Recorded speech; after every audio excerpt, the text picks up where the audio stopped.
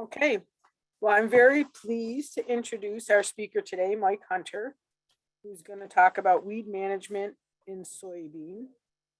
Mike is a regional field crop specialist with Cornell Cooperative Extension on the North Country Regional Ag Team. He has served the ag communities of Jefferson and Lewis counties for over 17 years with Cornell University Cooperative Extension. He provides research-based field crop production recommendations and resources to farmers, crop consultants, and agribusinesses with the goal of improving crop production efficiency through increased yields, improved quality, decreased input costs, protected yields, and new technologies. Mike continues to be very active with many on-farm agronomic research projects each year. And Mike really is our resident weed control specialist across crops. So Mike, looking forward to your update today. Thanks, Janice. Minimize this out of the way. I appreciate that. And again, it's kind of interesting that Janice introduces me. In the bio, it said 17 years. It's actually beyond 23 years now here in the North Country working for Cornell Cooperative Extension. And I had the opportunity to follow in Janice's footsteps when she moved on to greener pastures down in her region when she left Lewis County Cooperative Extension back in 1998. So today we're going to address this topic of soybean weed management. And soybean weed management, several years ago, it was plain and simple, quite boring because, before we had multiple resistant mare's tail and Palmer Amaranth and tall Waterhemp come into New York State, soybean weed management was pretty easy. Didn't have a lot of new things in the soybean world to talk about on the weed management side. So now we have these newer resistant weeds that we're dealing with here in the state, as well as as we approach the 2022 growing season.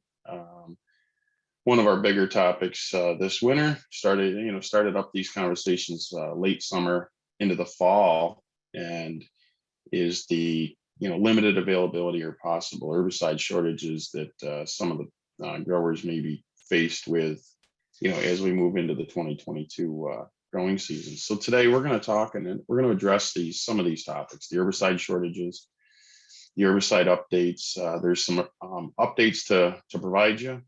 We're going to definitely talk about soybean weed control because that's what it's all about. And then we're going to address some of our bigger challenges that we're finding on many farms here across the state. And that would be our newer pigweed species, tall Waterhemp in particular. And then we'll finish it up with the mare's tail. Mare's tail is becoming more widespread as we get across, or go on to different farther into the years. So that's what we have. So what about these herbicide short? The other thing I will mention is if you have questions, you can type them in the question box in the bottom. They'll prompt me if we have a question to be answered. Some of them may be answered towards the end.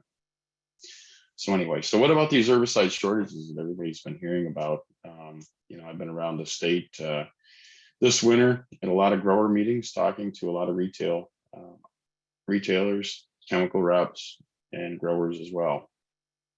And that's been the big question, or the $64,000 question that everybody has is, what's going on with some of these shortages that are out there and limited availabilities. And, it's starting to become more clear as to what's short right now in inventories. And the two big ones right now, it would be the shortest in supply would be glyphosate is quite limited, and glufosinate or Liberty is extremely short and probably not going to be as readily as available as people are used to.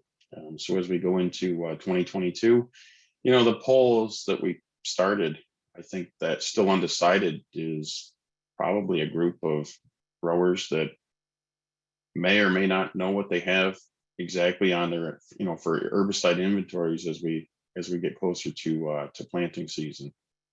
I know that some growers I've talked to were proactive. They were able to allocate some of these products last fall and, purchase some what they could. I've talked to some that do have, they feel they have everything they need going into the 2022 growing season. Then there's that other category that has some limited inventories, and they want to either try to allocate some more if it becomes available, or make do with what they have on the farm. And then we have that last group of people that just didn't have any in inventory, didn't get any last fall, and are still trying to get some. They may have some on order, and they're just hoping that some of these orders are filled. So we can still, there's a lot of workarounds. We're going to talk about some workarounds today on how do we deal with these, missing products that we, have counted on for many years. And, some other ones, other suggestions as to how do we stretch some of those inventories if we do have them currently on the farm, or if we do get them, they're going to be somewhat limited. So really what we talk about, both in corn and soybeans, and a lot in soybeans, is, what's old is new again. So as we limit the glyphosate, for example, or the Roundup that we're going to use post-emergence, or for a burn down for that matter, we're going to start using some of these older chemistries that have been around for many years. And so we're going to be looking at that. And I know that that's been happening in the last several years as we, have seen the tall Waterhemp and Palmer come into the state. And then as we try to manage more effectively the multiple resistant mare's tail that's out there. And so we're starting to use some of these chemistries that, again, we used many years ago. So how do we address some of this? And this is going to be primarily targeted as to, the assumption that glyphosate is going to be the one that's going to be the most limited for us. And so what are we going to do if we have some on the farm? We can always take advantage of lower rates, the lower rate option on the label. So it's really important this year that we're going to do everything that we can to optimize our weed management, and that would include, doing some rate adjustments with glyphosate that we haven't done lately.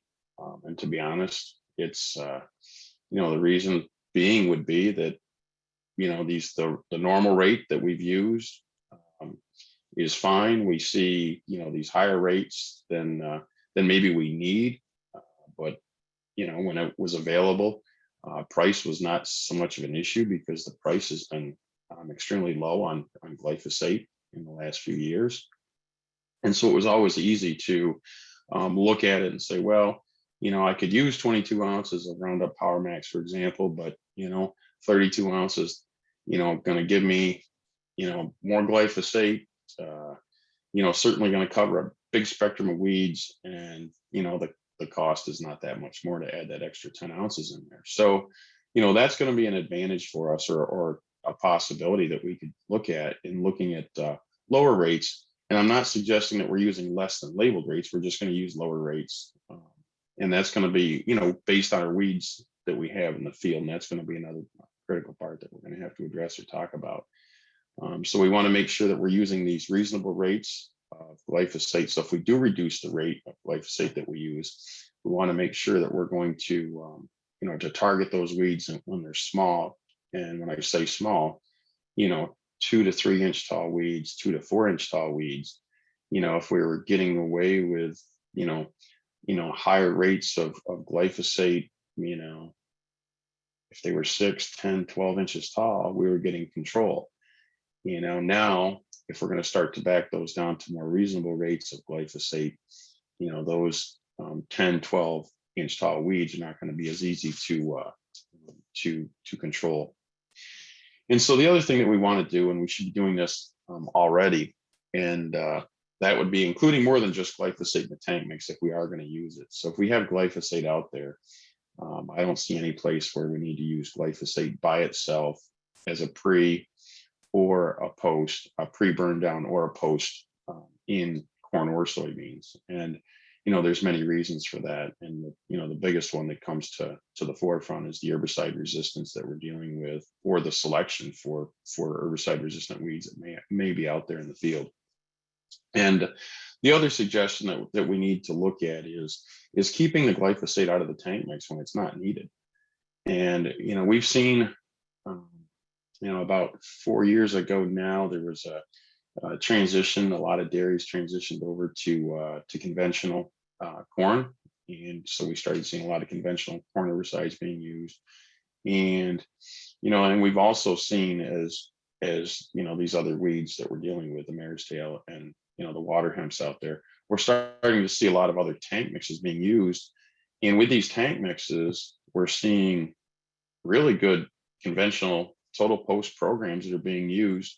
And, just for insurance, we're putting glyphosate in that tank mix when it's not, in some cases, when it's not needed. I mean, if the glyphosate was taken out, ask yourself, what is that extra glyphosate going to do for me, in the tank mix? So we have to look at that as well. And so when I say what's old is new again, we look at some of these. And this list here is a list of 19 soybean herbicides. And these 19 products were all registered for use in New York State. And we were using these on soybeans prior to 1996. And why I say 1996 and why I went back that far is that 1996 is when we began seeing Roundup Ready soybeans on farms.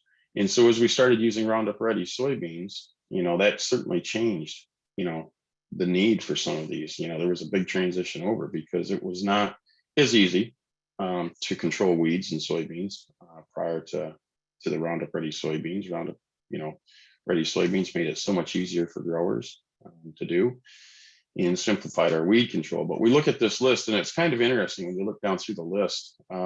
Dual is on there. It's Dual 2 Magnum was not labeled for or were in existence prior to 1996, but we had Dual. I have Outlook listed on there in parentheses, but that was Frontier.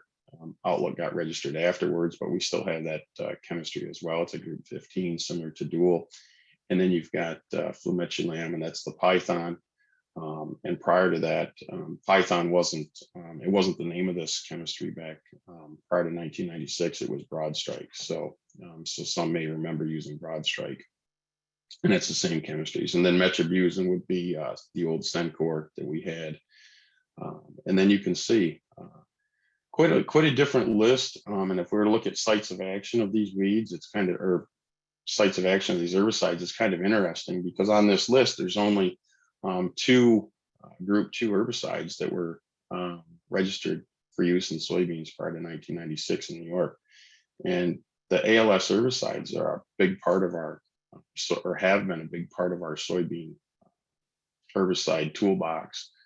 And so again, some different sites of action. Just bring that up that we still have these registered, these chemistries registered today, and can do a good job for us. And then now, since 1996, we've had many other products become registered. So we have a huge toolbox available to us if we aren't going to rely on the glyphosate for our total post weed control.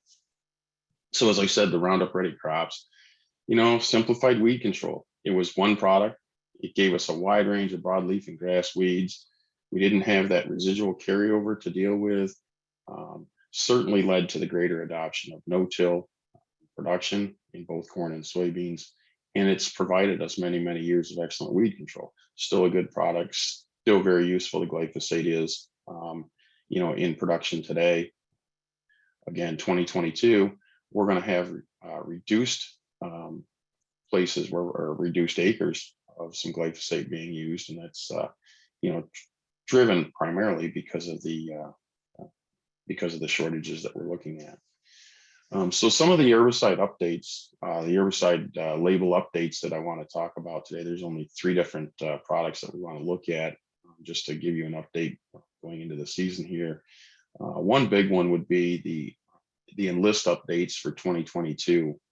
For those that haven't seen this, there was a new label that was brought to us early January, I think January 11th of 2022. The new label came out for both Enlist 1 and Enlist Duo. And for those not familiar with the Enlist products, Enlist is our 2,4-D choline product that's labeled for the use over top of our Enlist E3 soybeans. And so the Enlist 1 is the 2,4-D choline by itself. Enlist Duo is the Enlist 1 plus glyphosate premix. And so the big change on both of these labels for the 2022 growing season, for those that you have used either of those products prior to this, you will see that the emergence is it's labeled now from emergence through R1 in 2022. Prior to that, that label had been expanded to go all the way through the R2 stage, growth stage of soybeans. So we have to cut off the use of the Enlist 1 or the Enlist Duo earlier now in this upcoming season. There's also a no application if rainfall is expected within 48 hours wording on the label, and also includes that when the soils are fully saturated. And so you'll want to read those labels, these new labels, if you're going to use the Enlist products this coming season, because there's some other wording with that rainfall. How do we figure out the rainfall, or how do you forecast that? And they direct you to places where you can go to for the forecast.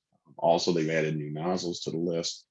The other one too, it was a surprise, and in the end, there's a workaround, so it's not a big deal for us here in the state. But Enlist 1 can only be applied to, the Enlist 1 rather can be applied to the Enlist E3 soybeans in every county in New York State.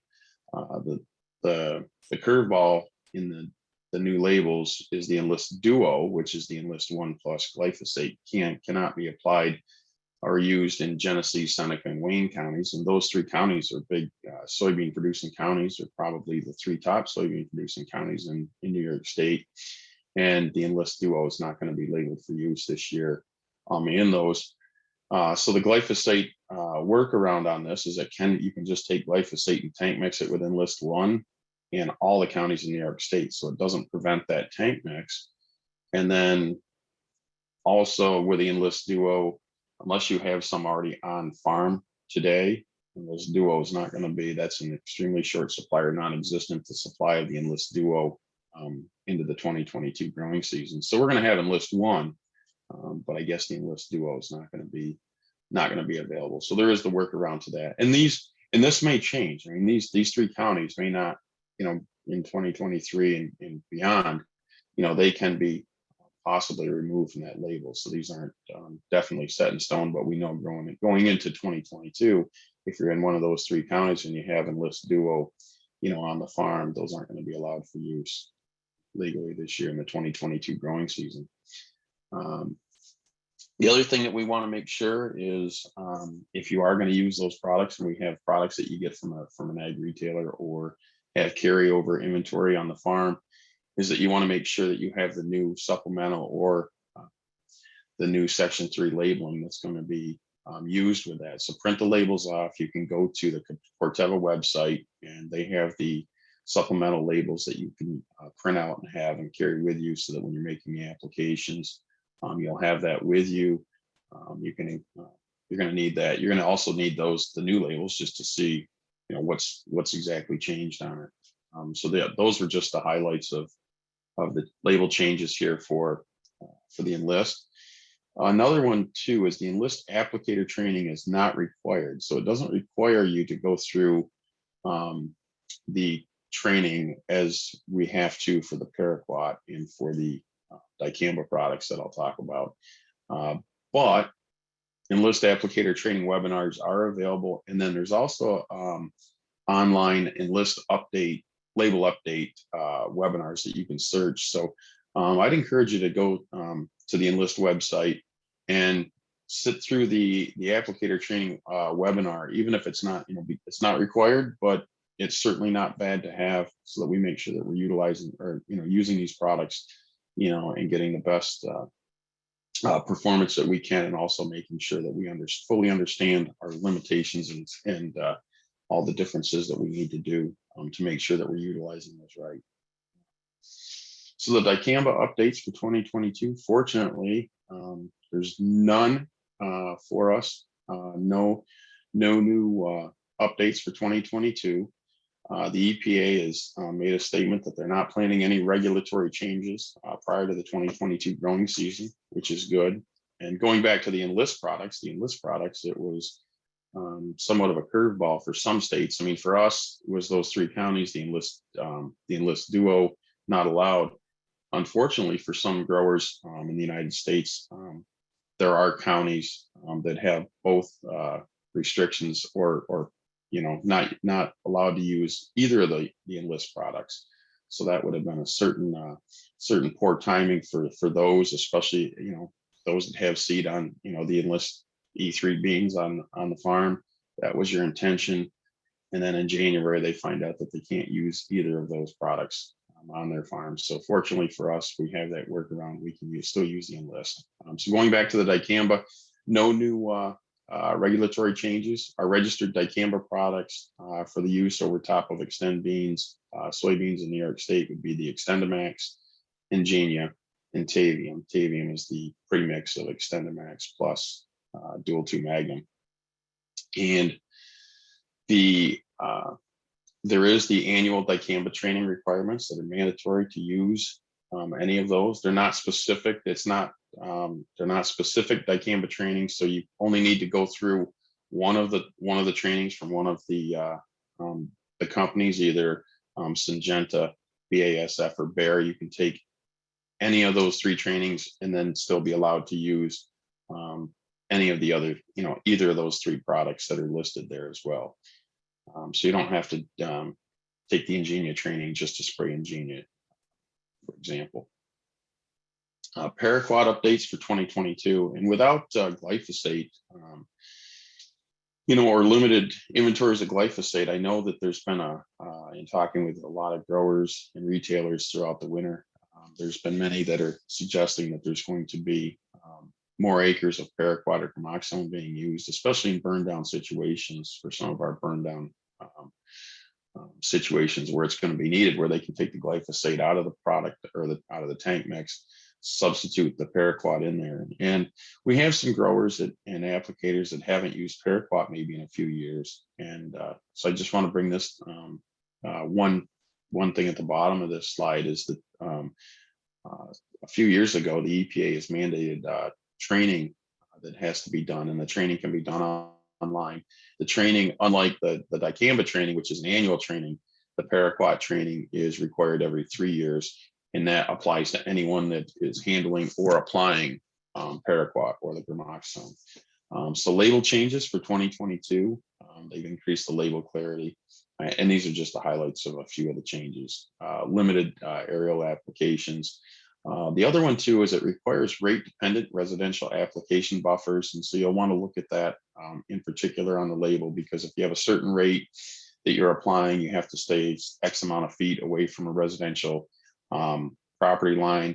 And then if the rate's above that, the buffer rate distance goes farther out.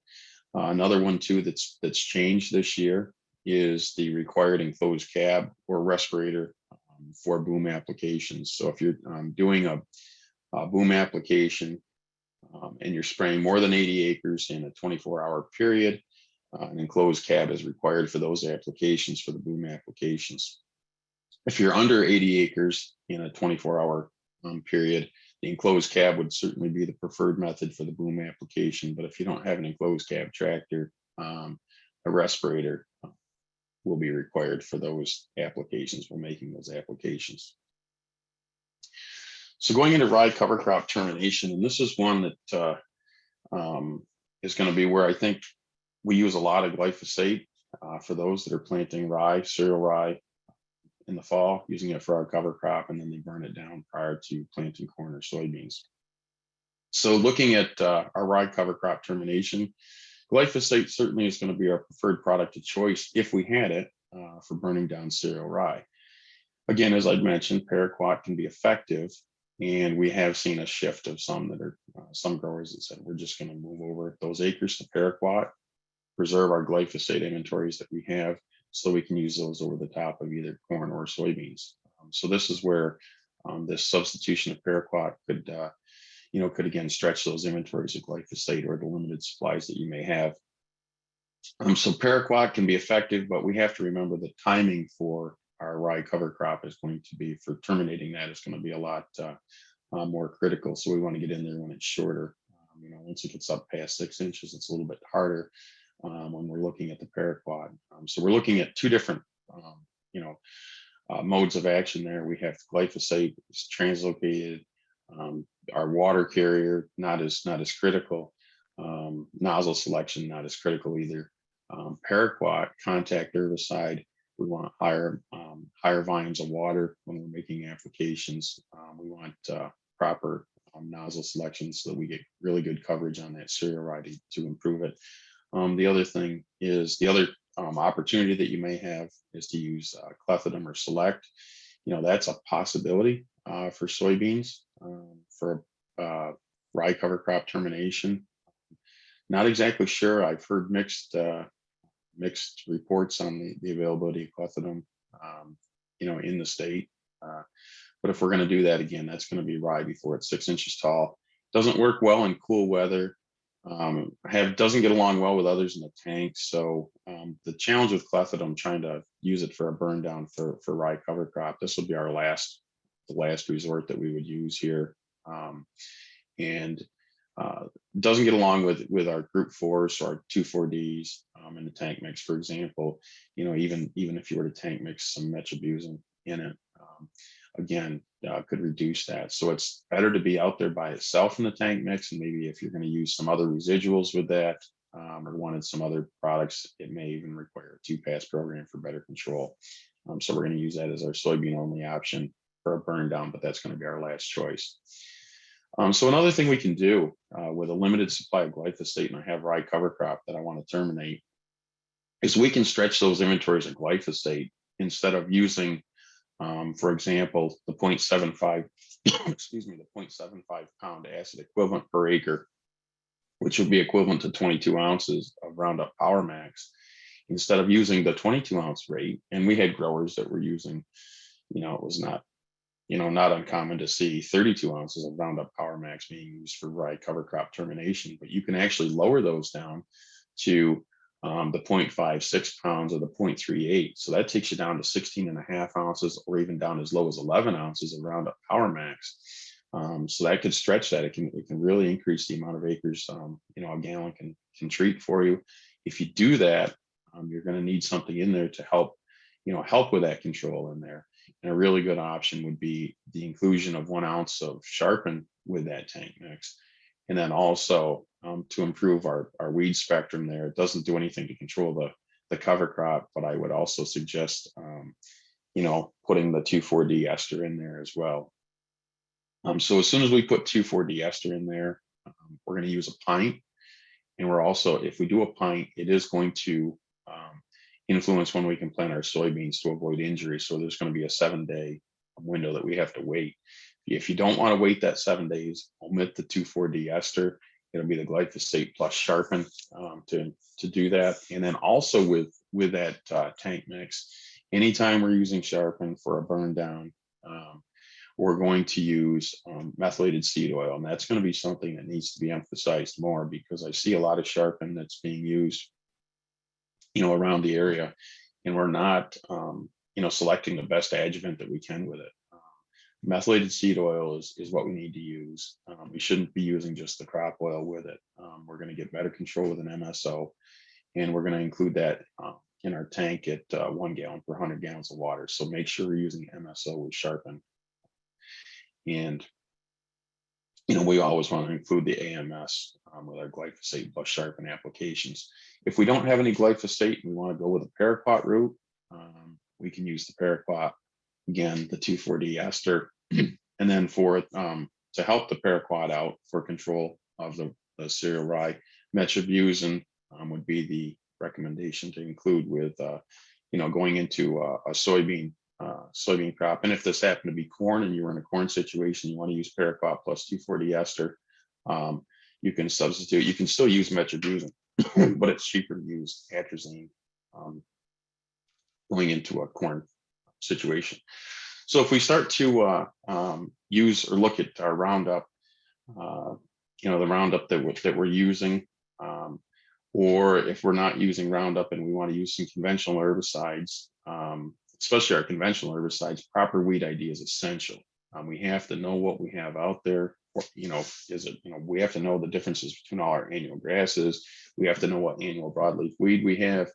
We have to know if it's a broadleaf perennial weed that we're dealing with. So we have to really do a better job at proper ID. And the challenge is going to be is that, as we get into these, trying to control these weeds when they're small, it becomes very difficult. And, trying to identify these really small 1 inch tall grasses can be pretty difficult. And then those 1 to 2 inch tall broadleaves, can also be, present some challenges. So we're going to have to brush up on our weed ID, as we move away from the use of, the over the top use of glyphosate.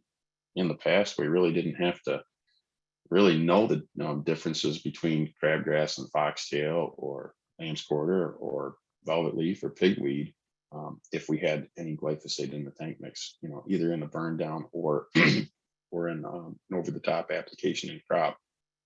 And again, so weed control is going to be most successful when these weeds are in that seedling stage.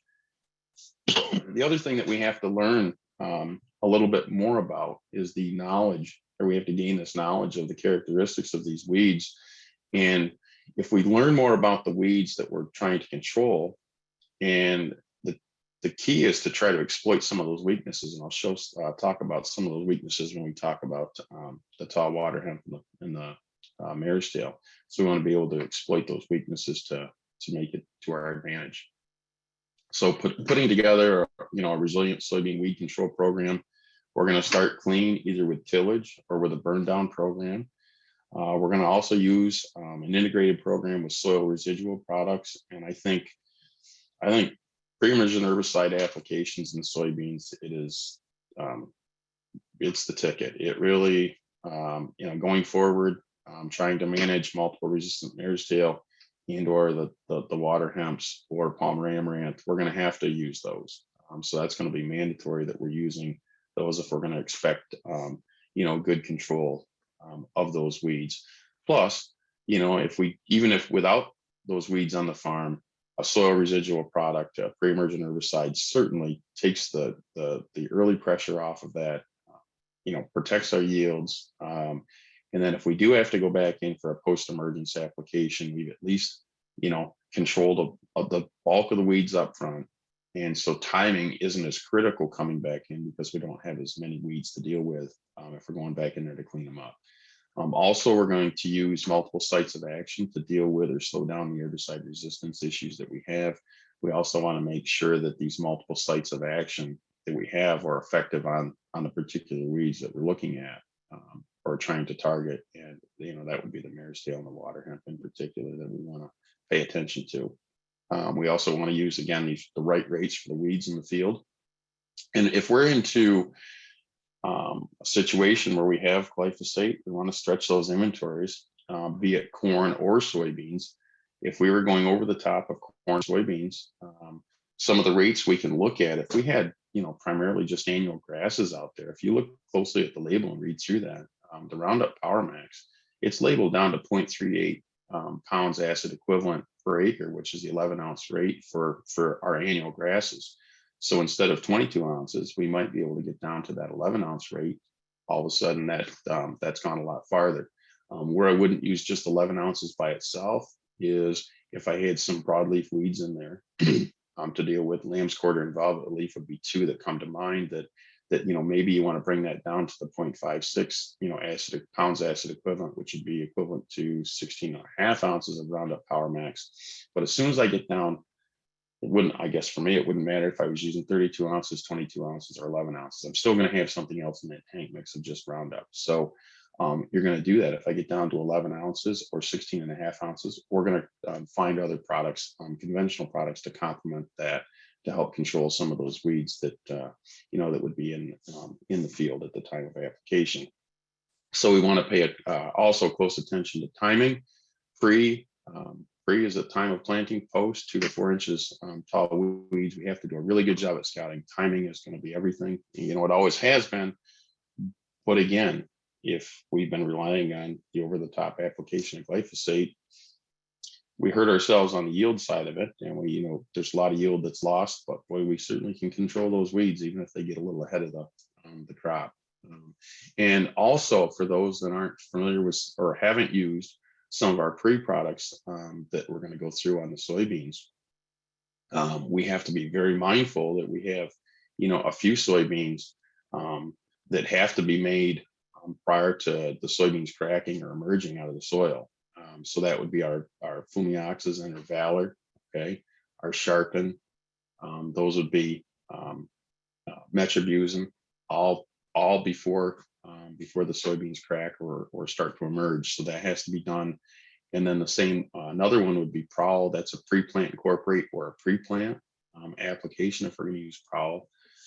So just bring those to mind. So again, pay attention to the labels if you're using some of these products for the first time. So let's look at some of these. I know that lamb's quarter has been a problem in soybeans for many growers, and we had a couple of trials for the last 3 years now in the North Country, looking at many different soybean herbicides combinations. In 2019, it was a large project on a farm, replicated trials, looked at 20 plus combinations of two-pass programs and total post programs on the farm. And then in 2020 and 2021, we focused our efforts on looking at soybean weed control for marriage tail.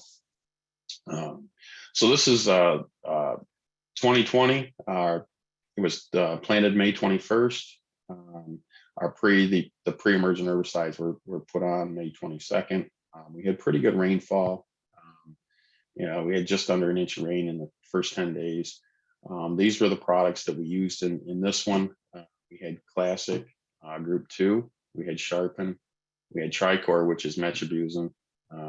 We had Trivents, which is a classic Valor Metribuzin combination.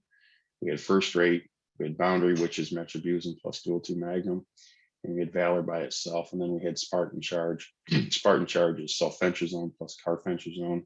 It's not a registered product in New York State. We looked at it for 3 years in New York State, and doesn't look like last November, it didn't look like we were going to be successful at getting a label with the New York State DEC. So we were going to stop our evaluations of sulfentrazone in New York State that I'm going to be doing moving forward. So looking at our lamb's quarter control, these were visual control ratings 35 days after application. You can see we had pretty good luck with just these pre-emergent herbicide applications made. We had Sharpen plus Metribuzin, the Classic did well. The Trivents did well. First Rate and Boundary did well as in that trial as well. We had the Valor plus Metribuzin, and then again the Spartan products did well, and the Tricor or the Metribuzin, we did have a rate response to that with our lamb's quarter in 2020. Looking at 2019, we didn't have the same exact treatments in 2019 because it was a different project.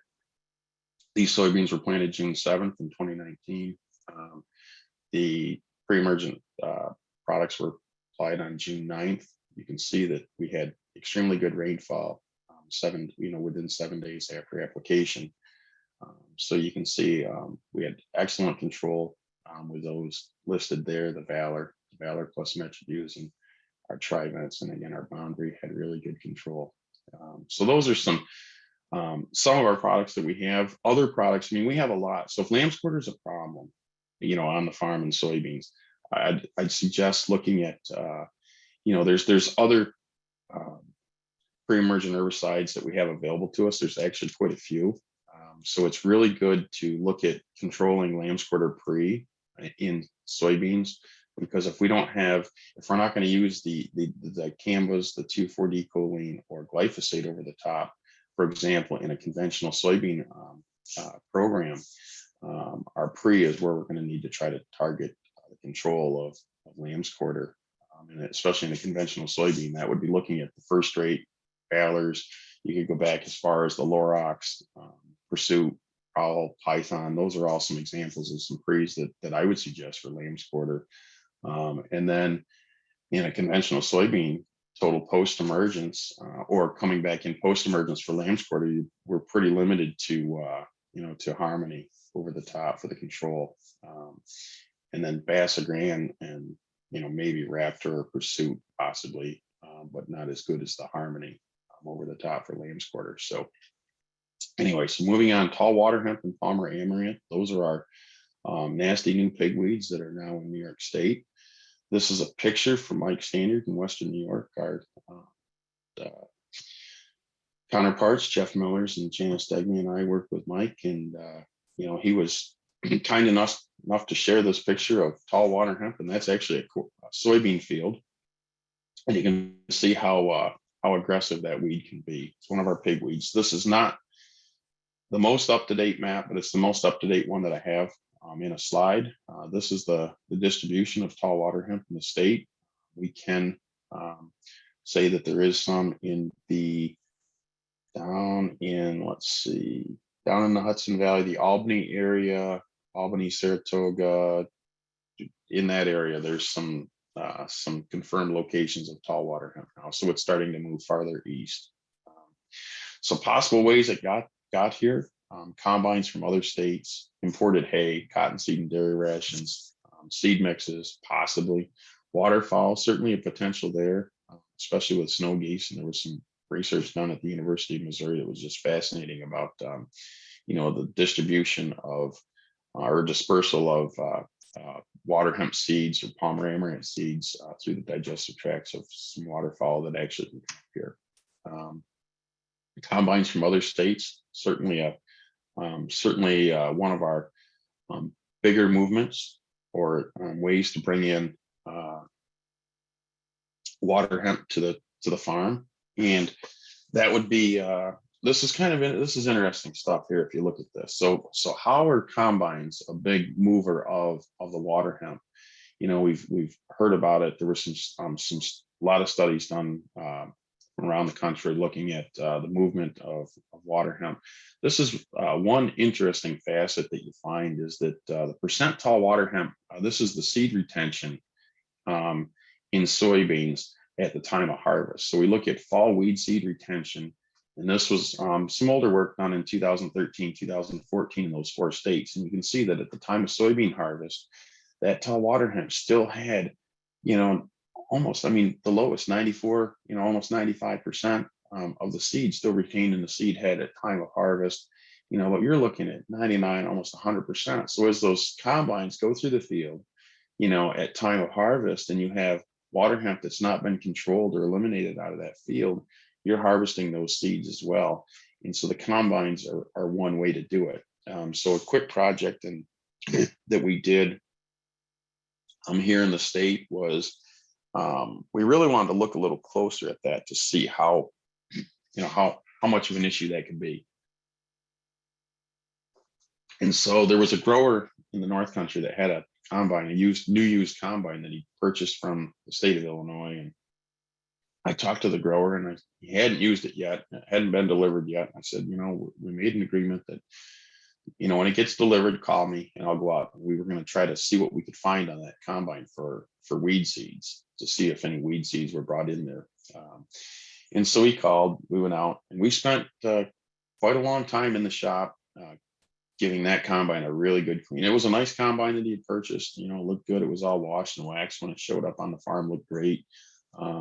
But we wanted to collect all that biomaterial that was still hanging around in the combine. And so the project involved, screwdrivers and shop vacs, and we just opened up every, the rock traps. We looked at, the header, all the chains. We looked at any of the shields, any place that could retain some of that dust and dirt and plant material and soybean leaves and corn leaves and etc. Took all this biomaterial, as much as we could off, and I walked out of that shop. I was all excited because I had all these paper bags full of all this biomaterial. I was excited until I found out, and I had to find all these weed seeds that we thought might be in this biomaterial. And so after a fashion, it took quite a while, but I was able to sift it down, and I kept screening it down, and it came down at the end of the At the end, I finished it up looking at all this fine dust that we had. I put it out on cookie sheets and used a magnifying glass and a headlamp and tweezers, and I picked out seeds for quite a long time. And I ended up with a whole bunch of seeds that I found in this biomaterial. And it was interesting. There was only 7 larger seeds that turned out to be one of our morning glories. And I had all these little black tiny seeds that resembled pigweed seeds. So if, looking at, it was a Powell pigweed, was it red root pigweed, was it tall water hemp, was it palmer? Couldn't really tell by the seeds, so seed ID of our pigweed species is really difficult. So Dr. Lynn Sosnowski and Dr. Brian Brown from Geneva. Brian works with the IPM program. Lynn works at Cornell Agritech in Geneva.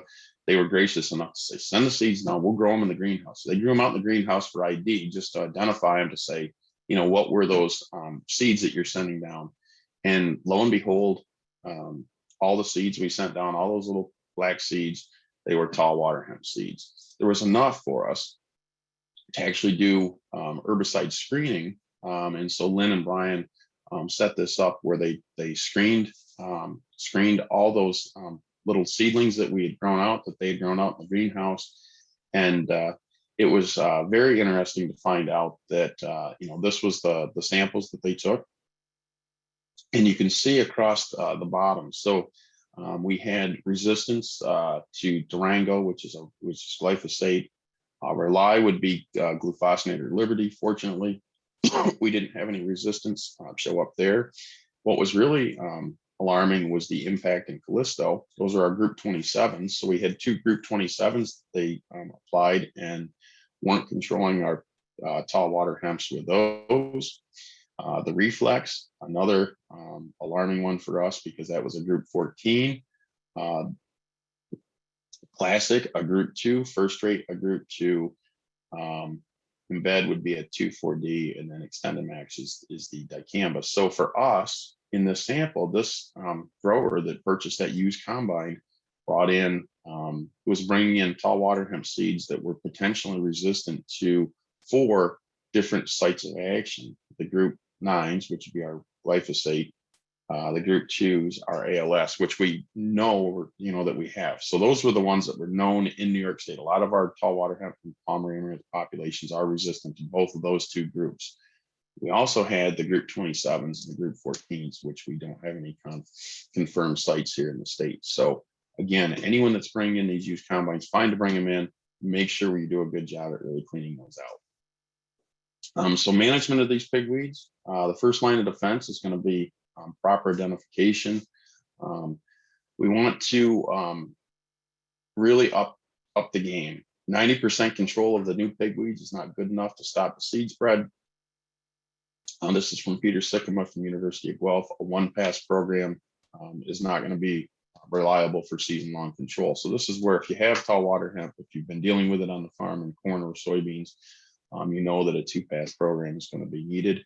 Weed seed bank management. And again, this is one of those, find a weakness in a weed. And so if there is going to be a weakness with tall water hemp or palmer, it's that weed seed bank management. We want to make sure that we manage the weed seeds in there. Fortunately, the weed seeds don't survive a long time, 4 or 5 years maybe in the soil. So, we can successfully manage those seed banks, by not letting it go to seed. And so that's going to be a critical part with the tall water hemp. And again, we want to make sure that we're using more than one effective site of action in the tank mix. Here's some of our practices that we're going to do. We're going to rotate our crops. Corn is going to certainly provide us the best opportunity to control, water hemp. And, tillage, deep tillage, it doesn't like the deep tillage. So if we want to revert back and move away from maybe some of our no-till or minimum till, if we have to try to manage that, if it gets out of hand, deep tillage, hand weeding these small uncontrolled patches. Again, it may sound crazy, but we just cannot let them go to seed. So that is a viable option for us. Again, cleaning the combine. And then if we're going through harvesting, maybe you don't clean it out between, after every field, but maybe we, do a harvest order and save our worst fields for last, if there's a heavy infestation there. So chemical control, Palmer Amaranth or tall Waterhemp and soybeans. The recommendation would be to plant either Extend Flex, Enlist E3 or Liberty Link soybeans. That's going to afford us the good options to come back over the top if we need to. We're going to plant into a clean seed bed. We're going to use a 2-pass program, as I'd mentioned. The pre's, we're going to use a pre-emergent soil residual program. They're always going to include a group 15. So that would be our duals, our outlooks, our warrant. So you're going to use one of those. We're going to include metribuzin or the old Sencor. And also consider using Valor with it. So you have Valor, metribuzin, and a group 15, one of those group 15s. So that's the pre that we're going to use as our foundation. Then the post, we're going to come back. If we have one of those traded soybeans listed above, we're going to come back over the top with either, if we have the Extend trait, we can use the Extendamax and Genia Tavium. If it's the Extend Flex, it's going to open up an opportunity to use Liberty if we need to. The Enlist E3 would be our Enlist ones, Enlist duos, or Liberty. And then if it's Liberty Link, it would be the glufosinate or the Liberty over top. Dicamba drift on E3 soybeans. This was just a picture taken, this past growing season. This was actually an adjacent cornfield, sprayed with Yukon. Wind was going the wrong direction. And it was interesting. The growers, said, look, he says, I had this drift come out into the field and it took the first 16 rows of my soybeans off. He said, it only drifted out. He did the applications. He says, I was lucky. It only drifted out the first 16 rows. And we get to the corner of the field and then we see this. And I said, no, the first 16 rows were a different soybean variety. The first 16 rows, and this is where it changes. So the 16 rows adjacent to that field were Enlist E3 soybeans. The Yukon is the Dicamba L-sulfuron premix. And you can see here is where he switched over to Roundup Ready Extend soybeans. And you can see that they were not affected by it. So we have to be careful with our drift when we're using any pesticide. But again, here's just an example of what can happen.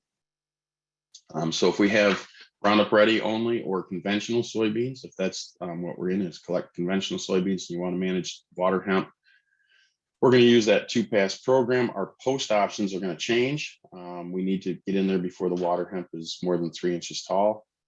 We're going to use Reflex or FlexStar. Prefix or Warren Ultra would be another combination, because also, including a group 15 post-emergence is going to be really helpful for season-long control. If needed, we can come back in with a rescue treatment of Cobra. So here's some treatments that we did, or some trials that were done in 2019. This was in 2020. It was led by Brian Brown from the IPM program, Jeff Miller, that's on the call today, myself, and Mike Stanyard, our coworker from Western New York, the 3 of us, plus Venancio Fernandez from Bayer. The 4 of us worked on a Waterhemp trials 2 years in a row on a farm in Seneca County. There was a site in Oneida County. These were our soybean treatments that we had. And this was a project funded by the New York Farm Viability Institute. So you can see, here's our pre-emergent applications. These are our ratings that we had. Again, first rate, a group 2, knowing that we had group 2 resistant Waterhemp in the field, you can expect the 0% control. Metribuzin, you can see at 5 ounces. There's our control. The warrant, so that's the group 15. So the group 15s really work good on these pigweed species. You can see it improved the control. Valor did pretty well in 2019, not as good in 21 or 20 rather. The Valor plus the Metribuzin, you can see fairly decent control. Our best control free was our Warrant Ultra, which is the Warrant plus Reflex, or the FlexStar plus Metribuzin. You can see excellent control there. This was our post applications using the Warrant, Roundup Power Max, and Extendamax. Pretty good control. Roundup Power Max and Extendamax, just the tank mix there, good control. So this is our pre followed by a post. So we had the Valor XLT, which is Valor plus Classic Metribuzin. also included in there. And then we had a row cultivation. That was our post treatment. Really good control, over 80%. You can see Valor XLT metribuzin with Cobra and Valor XLT metribuzin with a Roundup Power Max and XtendiMax. And again, the Warrant Ultra and metribuzin followed by the Roundup Power Max and XtendiMax, really good control. So moving on to Mare's Tail, I'm getting close to the end here, so I've got to speed through here these a little bit more than I wanted to, but we're going to hit them.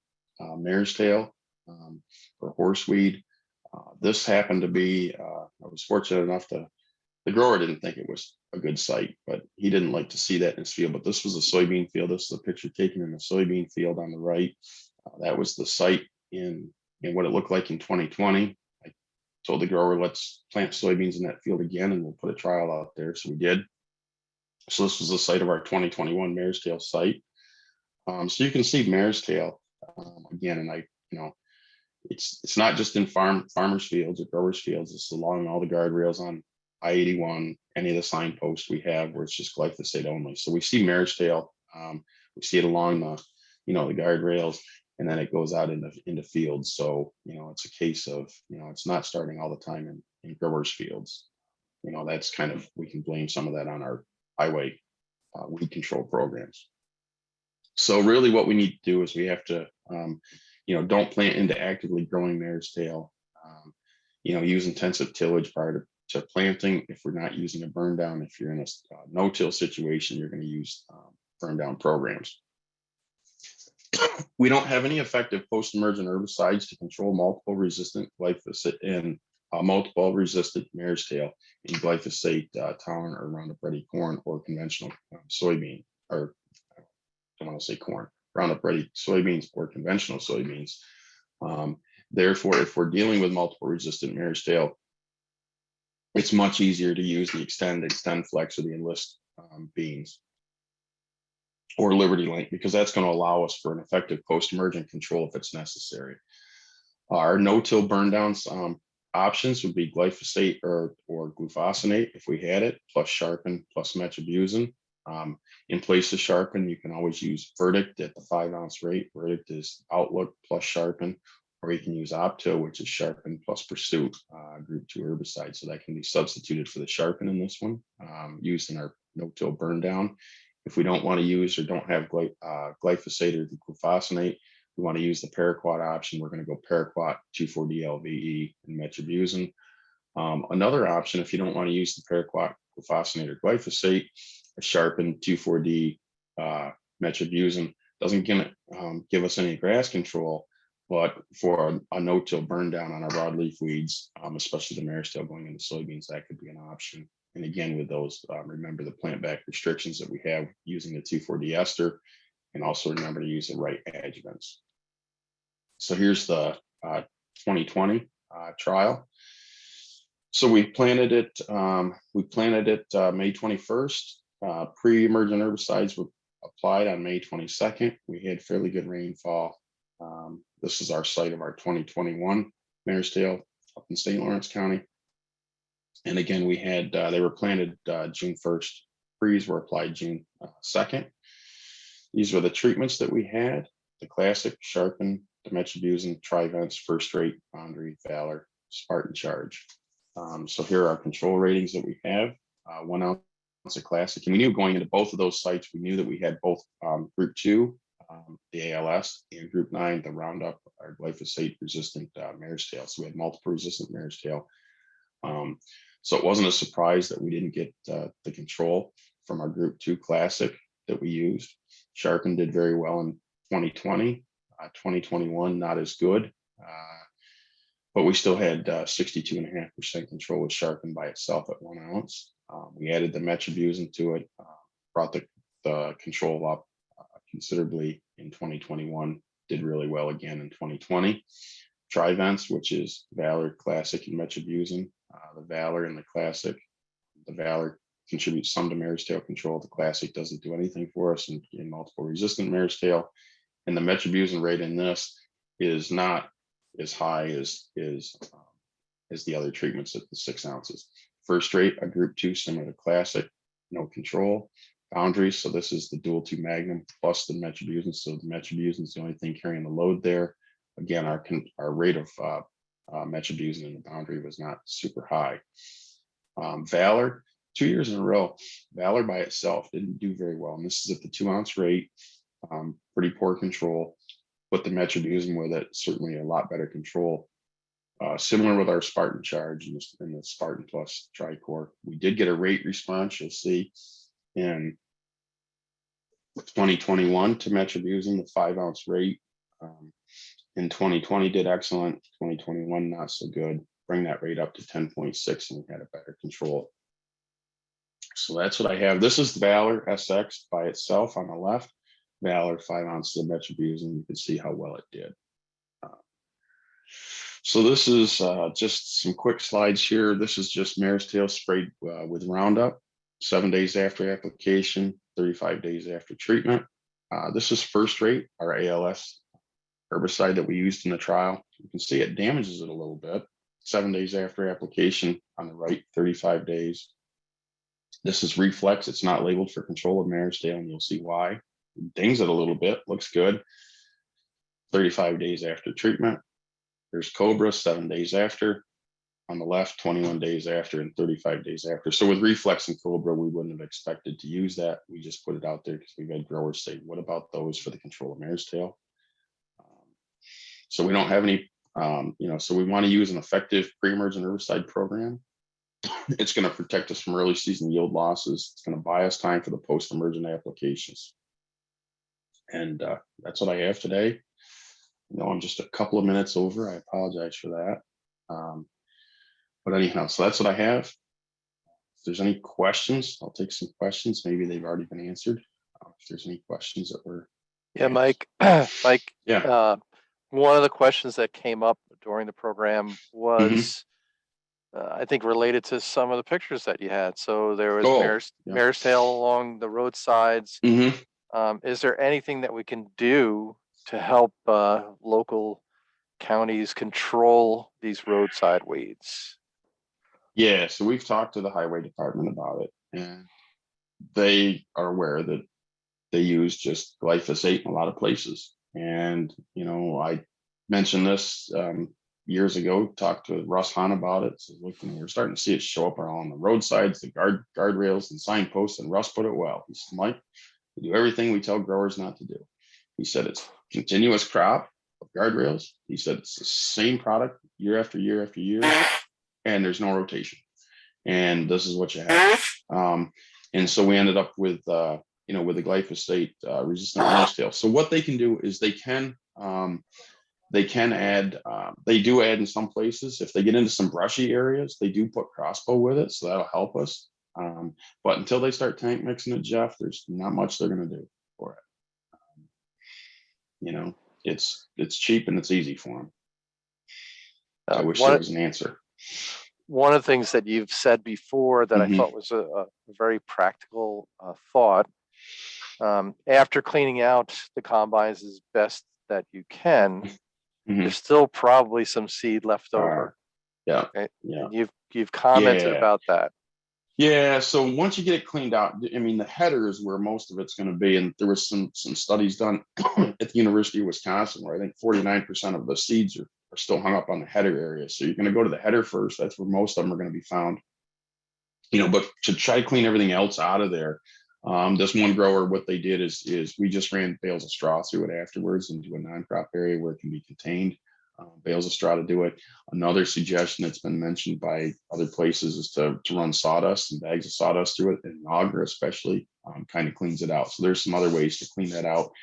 If anyone just Googles combine cleanouts, a lot of different videos from many universities and companies across the country that show some of the tips on how do we clean these combines out, through the rock traps and through all the, the shields and everything else. So it's, and I've talked to some growers, high pressured air compressors, blow it out, leaf blowers or things, shop vacs, anything to get that biomaterial, because you can get a lot of biomaterial, 100 to 150 pounds of biomaterial at the end of the season.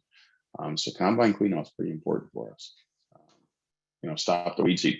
This will for the water hemp, mare's tail. It's wind blown. It doesn't matter. I mean, those seeds are already shed by the time we combine anyway, so they're already gone.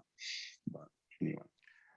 One of the other things that you included in an article that you wrote was watching. Okay, so you bought the combine, you cleaned it out as best you can, but actually marking down which fields you actually went with that combine initially, right? Yeah. And yeah, then that's key.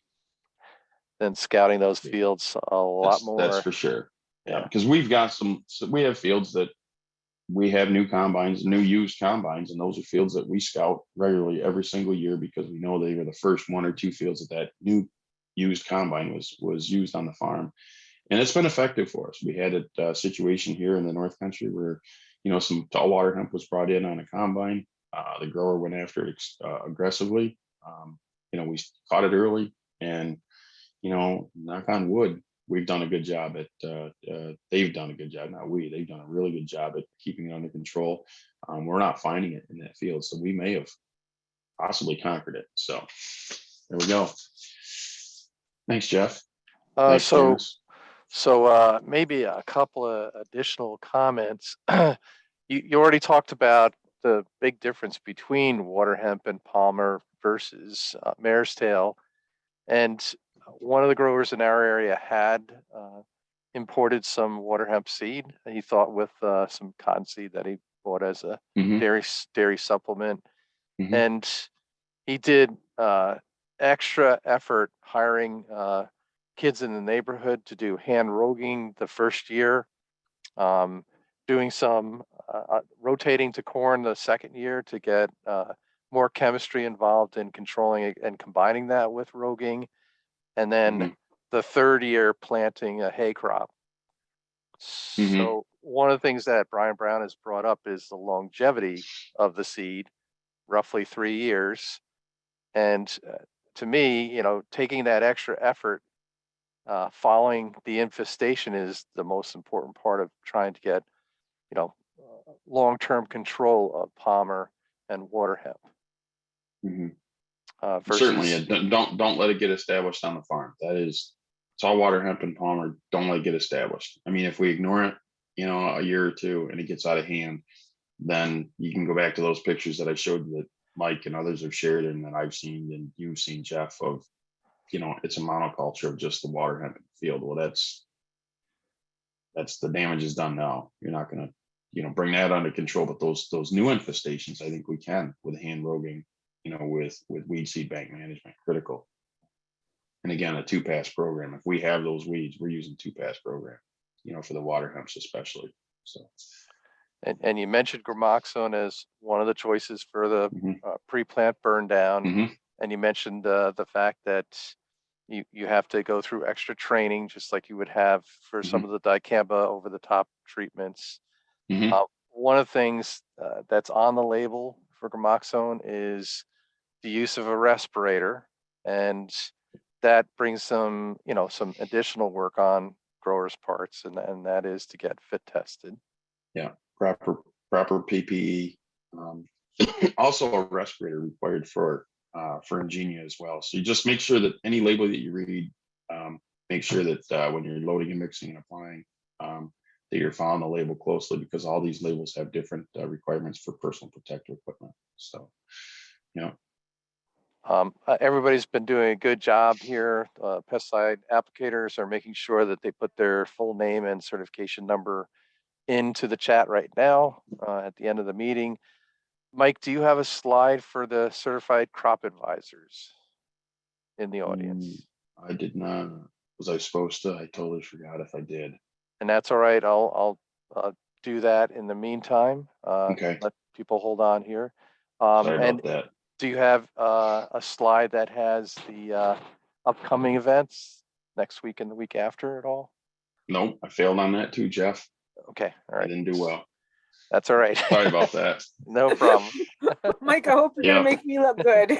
I know. Janice is gonna look like a rock star next week. Yeah. Don't forget it, Janice. Now the pressure's on you. Yeah. Yeah, I know. So. But I'll try to grab those two things really quick here. Sorry, Jeff. No problem. Jeff's the one that's behind all this. Jeff and Jen Thomas Murphy, they're the ones behind this. I give them all the credit for pulling this together. Janice and I are just along for the ride, right, Janice? Pretty much. Well, I can announce the meeting. So next week on March 9th from 12 to 1, I'll be talking about weed control for hay crops and pastures.